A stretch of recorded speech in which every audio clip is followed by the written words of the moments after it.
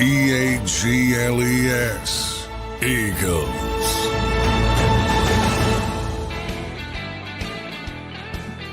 Welcome in, everybody, to a Tuesday edition of Birds 365 here following a big Week 8 win for the Philadelphia Eagles, 37-17, now settling in to the week after a big win. Johnny Mack, how you doing on this Tuesday morning? Coordinator Day, a week before the trade deadline. Ooh, I like something that. else, a week before something else that we will not discuss, but a week before the NFL trade deadline, which is the most important thing on, what is that, November 5th? Yeah, November 5th. A big day for football fans everywhere, the trade deadline. I love it. I want to welcome everybody in. Today, I'm your host, Zander Krause. That's John McMullen, #1 Eagles beat reporter in town. Great to be here with you for the next 2 hours. Big thanks to BetUS for sponsoring the show today. John, plenty to talk about. We got a good show planned. We'll have Chris Franklin in hour number 2, who is in Cincinnati. So we will talk to him about the win. I want to start, John, on – well, first, let me get your takeaways just in terms of, we're another day removed. How are you looking back in hindsight now at that game? I thought that was a big positive win for the Eagles. Before I get into a specific topic here on the defense, just another day removed. Where's John McMullen's mind on the 37-17 win? Yeah, not much to complain about in that game. As I said, I thought, by far the Eagles' best performance of the season. Offense was there, defense was there. Even the slow starts, they still haven't scored, but that's not their fault because they were moving the football on their first, by far their best first drive of the season. Yeah, a lot of positives. You try to think of negatives and you can't come up with much. Yeah, I mean, there's nothing to pick apart in that game other than, don't go overboard. Even keel. Like, it's never as good as you think it is. It's never as bad as you think it is. And that's the case. And now you got a chance to really start piling up some things with Jacksonville coming in without all their receivers, it seems. Yeah. Sometimes it's better to be lucky than good. You get a break, take advantage of it. And they should be able to dispose of our buddy Doug Peterson's team pretty easily.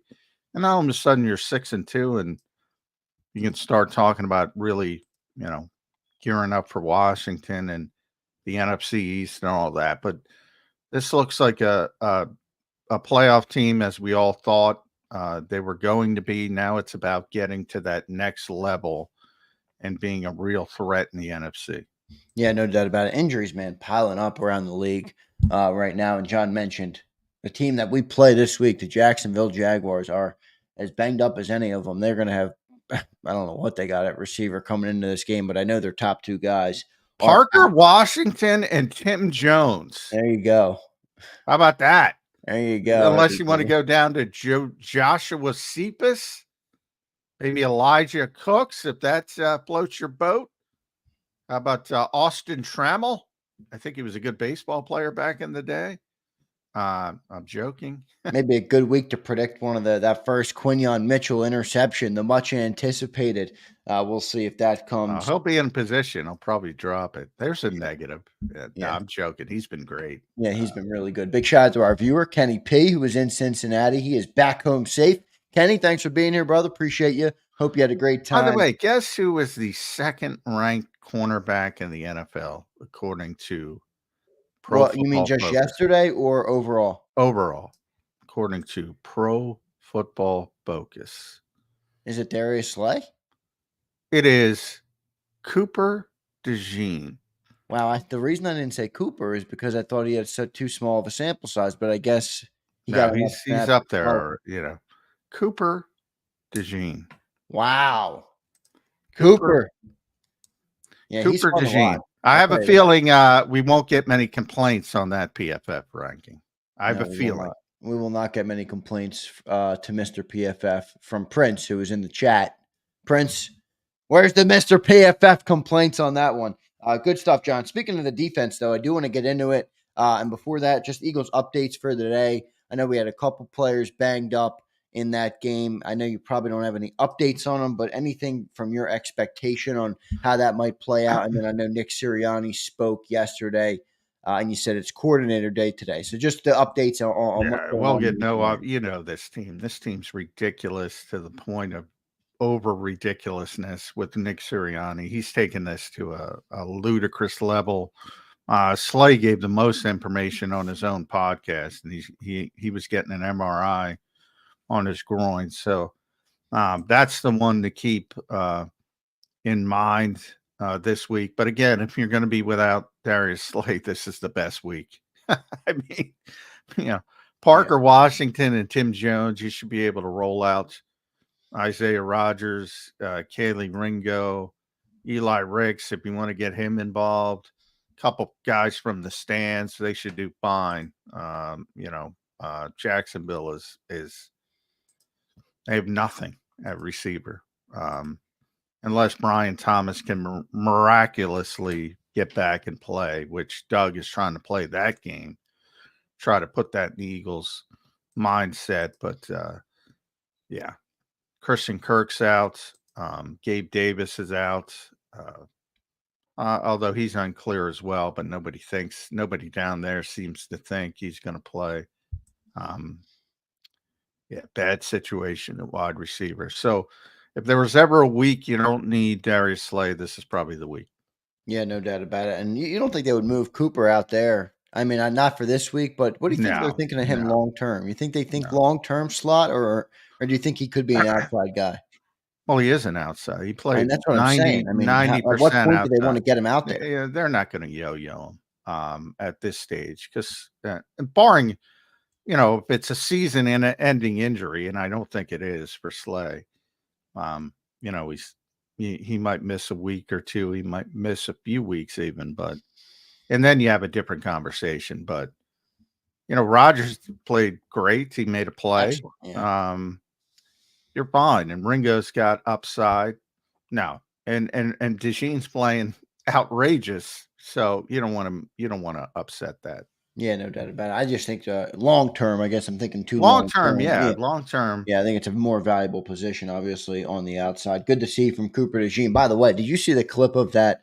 I know you saw it in real time, obviously, but the 4th and 1 play where he shadowed I mean, that was, Damn. They're trying to out leverage the guy. So number one, and that was I'm not a big Zach Taylor guy after watching that game, but that was a nice design from the standpoint of, I used to see Chris Carter do that all the time. Right. So many of his touchdowns were about out leveraging. You would send him in motion one way, he'd make the quick cut back, and then he'd cut back again. And he would out leverage the cornerback and get an easy touchdown in the flat. And they added sort of this layer where it's not a traditional rub route, but they were trying to rub him with the inside slot receiver to make him go around. And, how many times have I talked about his athleticism on the show? I mean, it's unbelievable, man. He raced to that. And even though he had to make a little bit of an adjustment around that glorified rub route, it was no problem. And that's a superstar. Jamar Chase trying to out leverage him. It was great for people that haven't seen it. And a perfect indication of why he's number 2 in the NFL right now. And why John McMullen has been talking about how damn athletic that guy is. He's stuck with Jamar Chase, one of the best wide receivers in the league, on a 4th and 1 situation. That was a very impressive play. John, the defensive things are building up in my mind. Let me read you a couple stats here, and I'll get your takeaways. All right. Since the bye week, the Philadelphia Eagles defense has been dominant. First in points allowed, first in yards allowed per game, first in defensive success rate, second in sacks per game, second in EPA per play allowed, 5th in red zone scoring percentage. They have really turned a corner. This weekend, if you can believe it, John, the top 2 rated linebackers in the entire NFL were both Philadelphia Eagles linebackers, Nakobe Dean and Zach Baun, with ratings over per 90. PFF, so more complaints. Yeah, by the way. per PFF. And then you also have the Cooper DeJean, now the second-ranked cornerback in the NFL. I mean, is this defense really turning a page? Is it fair for Eagles fans to be optimistic about what they're seeing from this defense right now? Yeah, it's very fair to be optimistic. I mean, they're playing very well. Now, I'm not a big fan of those picking out small sample size. Like they're playing well since the bye. So Right. we're talking about 3 weeks and two bad opponents, one pretty good opponent offensively. So take that part of it what it's worth. But overall, they're growing. Um, they're playing very well. If you look at the vast majority of their players, they're playing at an acceptable level, a winning level of football, um, with the exception of maybe, through the entire season, Bryce Huff, N'Kobe Dean, and CJ. Those are the three guys. But N'Kobe and CJ have been playing great over that 3-game span. So they're getting better. They're getting better. And that's what you want to see. And when those three, or at least those two, play at the level they did against Cincinnati, yeah, this defense is pretty good. And Bick's a part of it as well because he's putting N'Kobe. All of a sudden, he's learning about N'Kobe Dean. He's putting him in situations where he can succeed, and that's part of it as well. But yeah, I mean, it's been a good defense, and I didn't think any of us would think it would be there this quickly.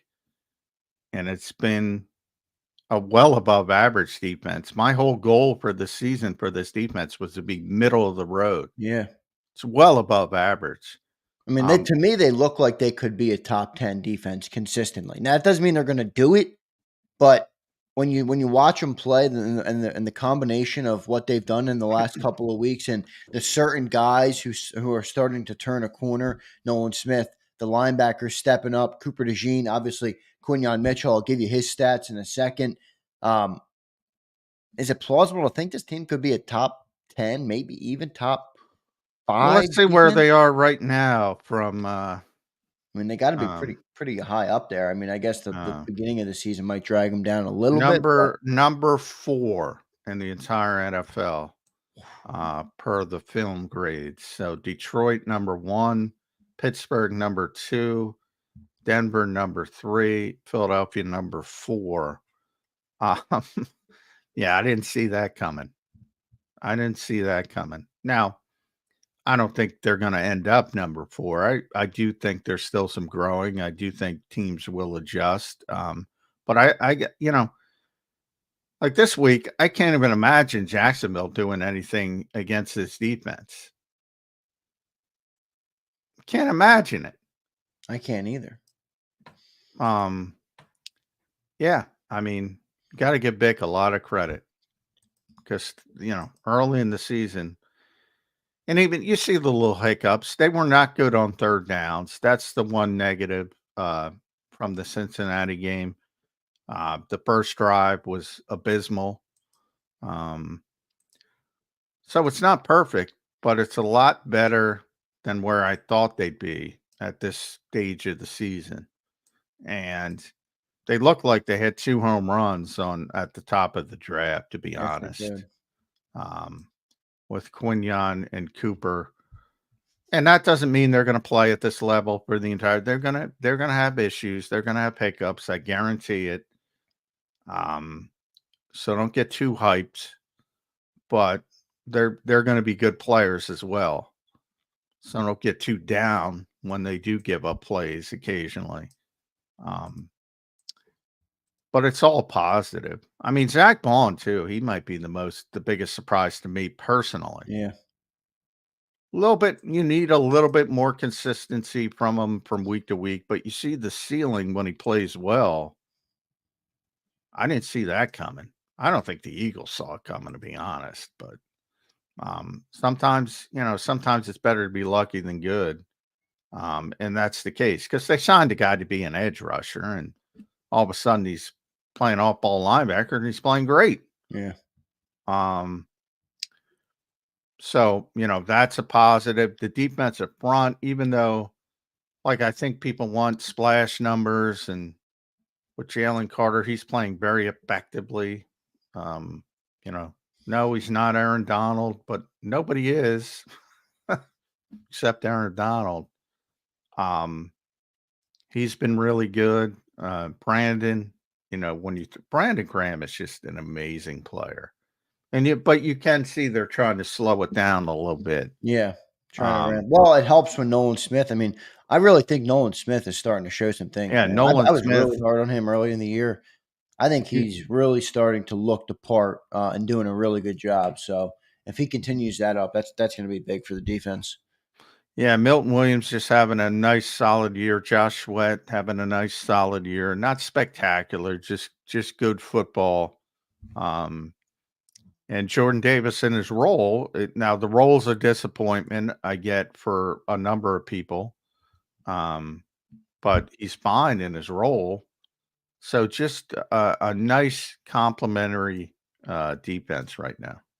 Yeah, no doubt about it. And we're going to get into Jordan Davis because I know he's been good at his role, but there's definitely bigger questions there when you're talking about a 13th overall pick. And we'll get into that a little bit. John, there is one gripe one of our viewers has today with the defense on Sunday, and they left it in a super chat, and I'm going to get to that right now. Any guesses on what the biggest gripe with the defense would be on Sunday? And I'll tell you, it's more of a specific play. No, it's more of a specific play. Third downs. Oh, Nolan Smith on Jamar Chase. There it is. There it is. Angel Martinez checks in. He says, "Hey, J-Mac, ask Vic why the F is Nolan Smith covering Jamar Chase one-on-one in the end zone." He's not covering him one-on-one in the end zone. It's a zone coverage. They blew it. No, the goal is not to put Nolan Smith on Jamar Chase one-on-one. So, when you blow things like that, and I'm not a big fan, we went through this with Hassan Reddick. Nobody dropped Hassan Reddick less in his career than the Eagles in 2022, but people would lose their mind when they did it. It's a curveball. As you see the Yankees strike out for the 15th time on a curveball, sometimes you got to throw a curveball. If you just sit there and throw a fastball all day, people figure it out, and they're going to hit it out of the park. So you compliment it. And occasionally you get caught. They got caught. Yeah. But yeah, as soon as you said that, I'm like, yeah, I mean, people are going to lose their minds. No, the goal is not to have Nolan Smith on Jamar Chase. I mean, come on, guys. It's a very complicated defense. They play some kind of zone coverage, whether it's quarters, cover 6, cover 2, whatever, 80% of the time. Sometimes it's man match coverage, so it looks like man, but it's not really man, because once it gets out of your zone, you're supposed to pass them off. It's very complicated, and you're going to see things at times that don't make sense. But if you see Nolan Smith on Jamar Chase, just understand that it didn't go to plan. He's not trying to, hey, Nolan, go cover Jamar Chase.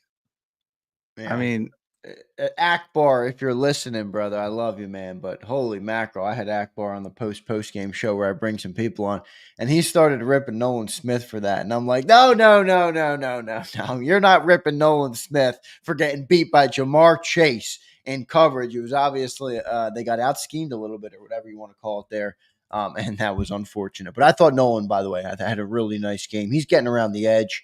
He blamed him for losing Jamar Chase. Yes, it was almost diabolical when I looked at him, because Akbar famously put Jalen Hurts on the bum juice list a couple weeks ago, and he removed Jalen Hurts from the bum juice list this week, and he put on Nolan Smith for that play, and I had to quickly dump out his bum juice, is how I phrased it. I told him I dumped out his bum juice. So, no problems with Nolan Smith. I think he showed a lot as a pass rusher. Never that's a flat defender. The Eagles never use a flat defender in man coverage. Now, you might see an edge rusher in this defense line up in the slot on a receiver or a running back or something. But again, that's an indication it's going to be zone coverage. And sometimes they'll rush off the slot, sometimes they'll drop. But no, the goal is never for a flat defender to be man to man. The goal is to be Andrew Van Ginkel and get a pick six, and because the quarterback doesn't recognize it, and Right. they might think you're rushing, but you're really dropping, and that's you're just trying to confuse the quarterback and fool the quarterback. And sometimes I'm with you. Sometimes I can't stand it, and it looks terrible, and you're really putting that guy in a difficult circumstance, the edge rusher. But when it works, it's beautiful. Yeah, no doubt about it. John, let's talk about those linebackers real quick. I mentioned them at the top, but Zach Bond, 91.3 grade in week 8. Nakobe Dean, 90.7. Come on, Mr. PFF. What are you doing? The top 2 linebackers in the NFL. I've never criticized PFF. I'm joking. I think they're good in moments. I never hear criticisms. That's what somebody criticized PFF for the good Eagles grades, please. And then I'll take. Well, I think where people are wrong on PFF, and John, and you say this all the time, they're generally in the right ballpark. A player plays really good, they're going to be at the top. If a player plays really bad and you can see it, they're typically at the bottom, and they're generally in the right ballpark. I think when people start to nitpick is when they get upset with them, but I don't have an issue with them. They don't like the bad grades, but the good grades are, they're doing a good job. Yeah. Well, the 2 highest graded linebackers, those are grades that Eagles fans will like, John. I mean, well, how much does this mean, John? We talked all offseason that the weakest part of this team was the linebacking core. Now you're grading out highest in the NFL with both of them. I mean, if these dudes can keep this up on a consistent basis, that's why I really think this defense has a chance to really exceed all of our expectations. Well, yeah, but also you got to look at the opponent. Now, they got very high grades in run support, and Cincinnati doesn't run the ball well, doesn't have a good pair of running backs, all due respect to Chase Brown. Not there yet. They haven't been effective running the ball all season against anybody for the most part. Zach Moss has got no juice whatsoever. Should not be a lead back in this league. So, part of it is the opponent, but they're also getting better. And Zach's had these games before. It's just he's got to put a little bit more consistency. Now, for instance, this week again, take advantage of your situation. Jacksonville not going to have a passing game probably with all the receivers out, or at least an effective passing game. So maybe the cornerbacks look good. And, with Nakobe especially, you look at the Washington game. I have that Washington game circled because he struggles in space. And guess what? He's going to be in space against Jaden Daniels at some point. If Jaden Daniels is still effective, healthy at that point, I mean, he's going to be put in space, and we might be having a different discussion that week. Would be my guess. So, understand the opponent as well is what I would say. Yeah, and I think it's got a good test. Prince checks in. Mr. PFF, I still hate their grades. Appreciate you, Prince. I think it's interesting to see these next couple of games, John, where this defense, you're going to learn a lot about them. I know you don't have many really top of the NFL opponents, but you got great quarterbacks. I mean, you just played Joe Burrow and you did a really nice job against him. You have Trevor Lawrence, who's not a stiff. He's not elite, but he's not a stiff. He's got talent. So if he puts it together, he can, on any given Sunday, he can be a good player. Then you have Dak Prescott, Jaden Daniels, Matthew Stafford, and Lamar Jackson. Like, those are all competent NFL quarterbacks that, are going to be a little bit of a taller task than the Daniel Joneses and the Deshaun Watsons of the world. So you're really going to learn a lot about this defense over the next five weeks. Yeah, you are. And certainly it's going to be different. And that's why you sort of, As I say, don't get too high, don't get too low. As far as Prince goes, I don't believe you, buddy. I think you love it. I think you love that Zach Baun was the top-rated linebacker in the NFL. I think you love that Nakobe Dean was the second highest rated linebacker in the NFL. I think you love that they gave a blue chip grade to Jalen Carter and Isaiah Rodgers in limited snaps. I think you love it, but you can't admit it now because you cast it. You showed your fraudness. Sorry. You don't like the Prince, bad grades. You love the good grades. You love the good grades for your team.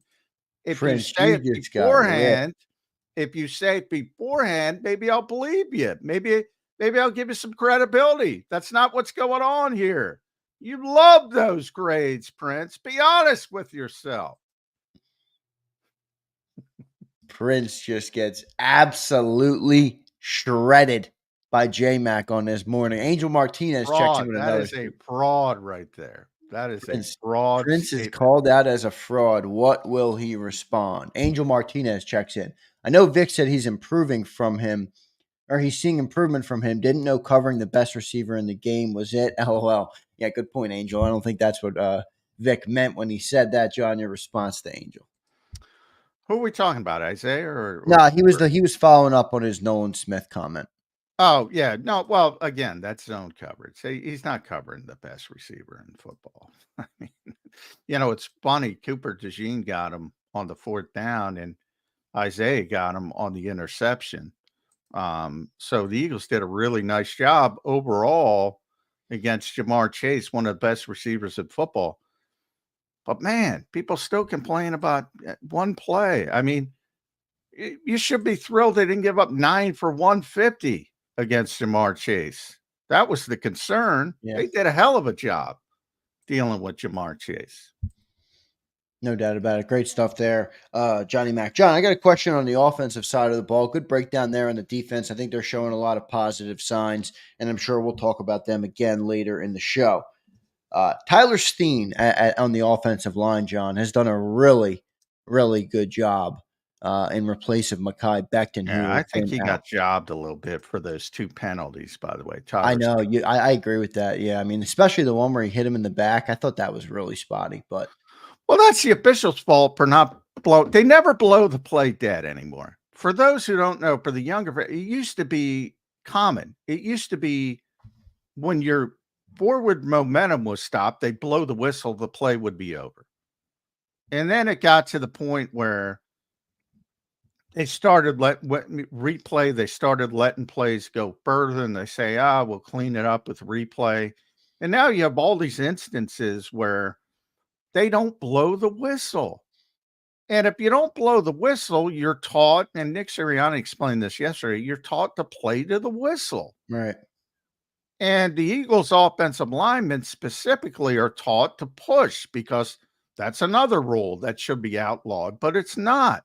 So they're taught to push and get as much yardage. Now, where Tyler made a bit of a mistake is he had a running start, so he should know a little bit. You can't peel out at top speed, even for an offensive lineman. So a little bit of non-savviness there. Then he got called for holding, which was really ticky-tack, really ticky-tack.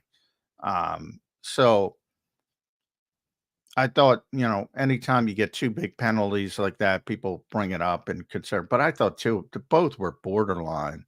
And I thought overall, I'm with you. I thought he played well. Not as well as Fred Johnson. Fred was great. But, you talk about I on paper, I'm like, all right, that's the matchup. That's the matchup that is not going to go the Eagles' way. Trey Hendrickson against Fred Johnson. He completely shut him down. Completely. I mean, yeah. Wow. I would have bet against that 100 out of 100 times. Yeah, This is a and crazy pretty league. impressive from Stoutland University, John. Well, the reason I brought up Tyler Steen first, because you're right, Fred Johnson deserves a lot of credit. He did really good. Do you think Tyler Steen is an option for this team to keep him in there instead of Mekhi Becton, Wally pipping Mekhi in a way? No, the Eagles are thrilled with Mekhi Becton. Okay. I Now, just didn't know there's if a you thought lot. maybe he There's fit their scheme better or better in run protect or pass protection or any of those things.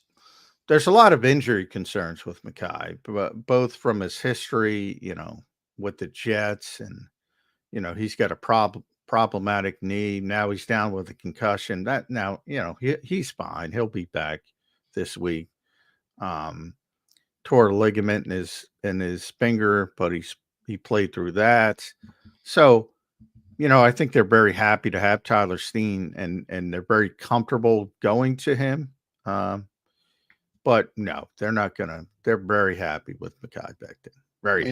You know what I think it does change. I mean, earlier in the year we talked about if Mekhi can be a great player, they probably try and lock him down. I think they've now he's given the Eagles leverage where Steen looks the part that he was drafted to be. They could probably, if somebody's going to give Mekhi Becton a big bag of money, I think they're going to let him walk and just go with Steen at that point. Yeah, probably. And he still is a tackle. He probably wants to play tackle. He's not going to play tackle here.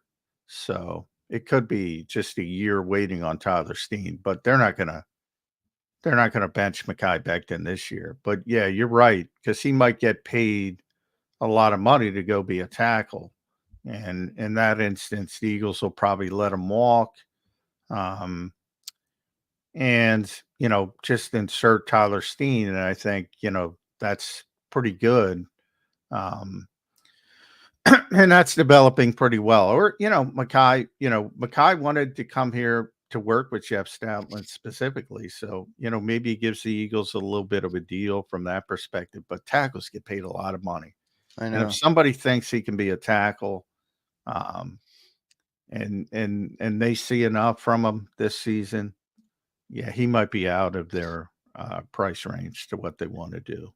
Yeah, we'll see what ends up happening there. I speculated yesterday, John, and I was more jokingly speculating it, but Jalen had 4 completions over the middle in 6 weeks, and then yesterday or Sunday he had 7 or 6 of them, and I'm like, was Becton too damn big? Jalen can't see over Mekhi Becton, but I was more being facetious. I asked him that question, and he answered it.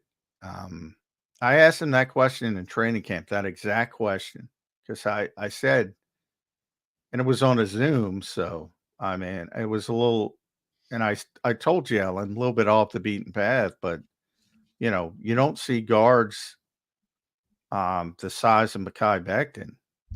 Is that an issue, or do we, the media, make too much out of it? And he said, "Oh, it's an issue. It's a thing." He said.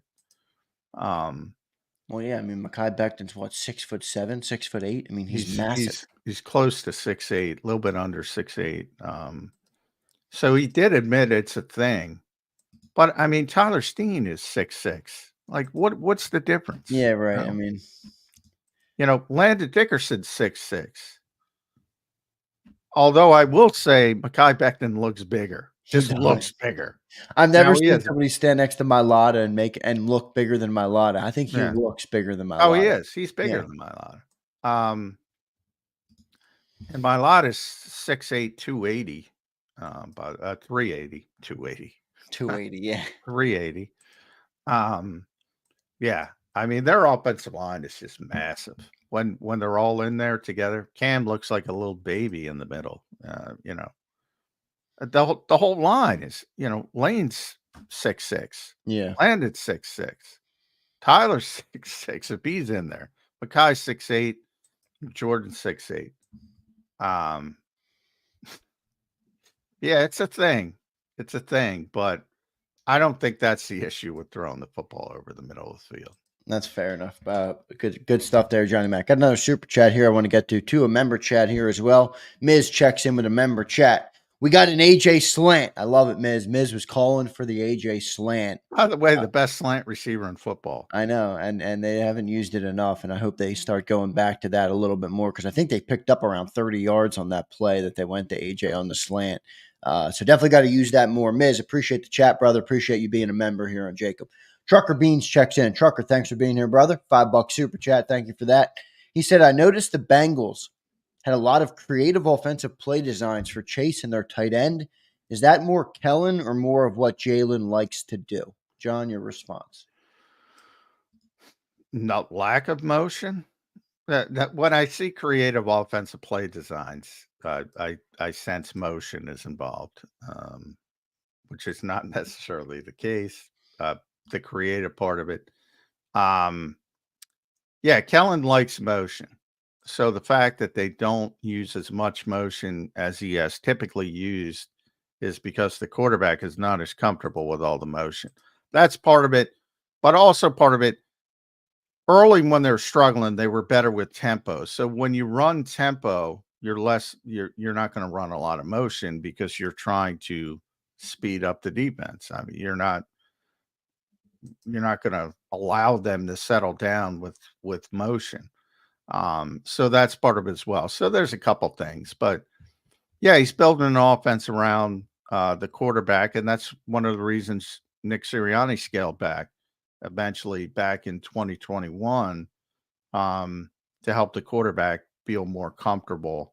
So it's a little bit of both. They're trying to increase it, and I think it will increase. But yeah, I mean, it's mainly, and this comes directly from Jim Schwartz. So, if you don't want to believe me, it's mainly to test the discipline of the defense, their eyes, to confuse them, especially younger defensive backs. Cooper DeJean passed the test, John. Yeah, Cooper passed. when you have the right eye discipline, and by the way, Sean McVay himself, and remember, Zach Taylor comes from Sean McVay, so he's the originator of all this creative stuff. He calls his own offense the illusion of complexity. Illusion of complexity. Good stuff Simple. there. It's simple for them. It's supposed to look difficult to everybody else. Yeah. Good. Trucker, thanks for the super chat, man. Appreciate you checking in this morning. Appreciate your support of the channel. One more, and this is back to that Becton conversation. And I think this is where a lot of people go. I know our man Jarrell was saying the same thing in the chat as well when we were talking about that. Could Becton be Lane's replacement? John, what say you?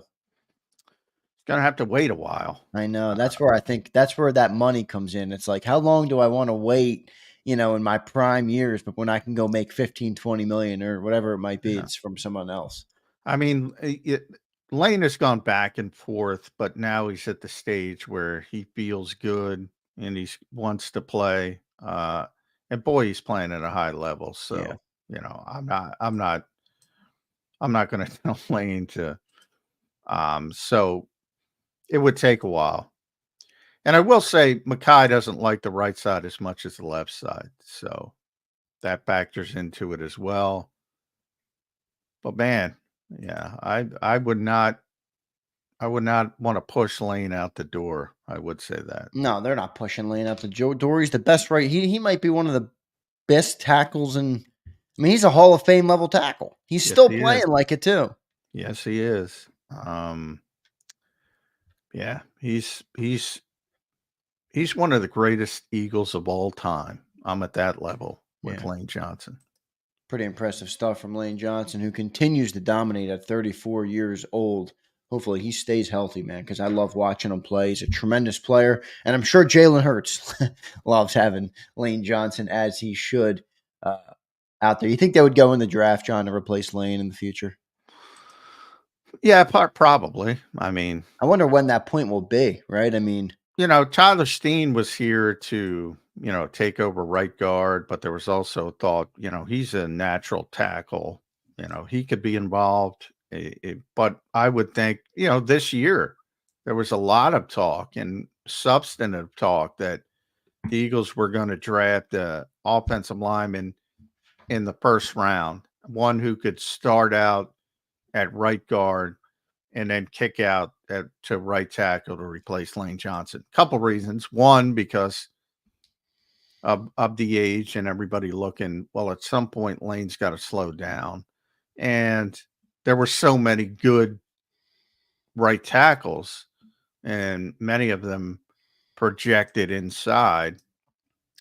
And yeah, the Eagles were definitely considering that. And they will consider it in the future. I mean, the strength of this team is their offensive line. And, I think it was a theme in the draft. If you go back to the draft, Troy Boltano went 20th to Pittsburgh. Andy Waddle kept usurping the Eagles. I believe if he was there at 22, the Eagles would have picked him. And that would have been the start at right guard and eventually move out to right tackle. Once they weren't able to get that type of player, right after the draft, they signed Mekhi Becton. So that was contingency plan and a very good one. Good stuff there, Johnny Mac. Appreciate everybody in the chat this morning.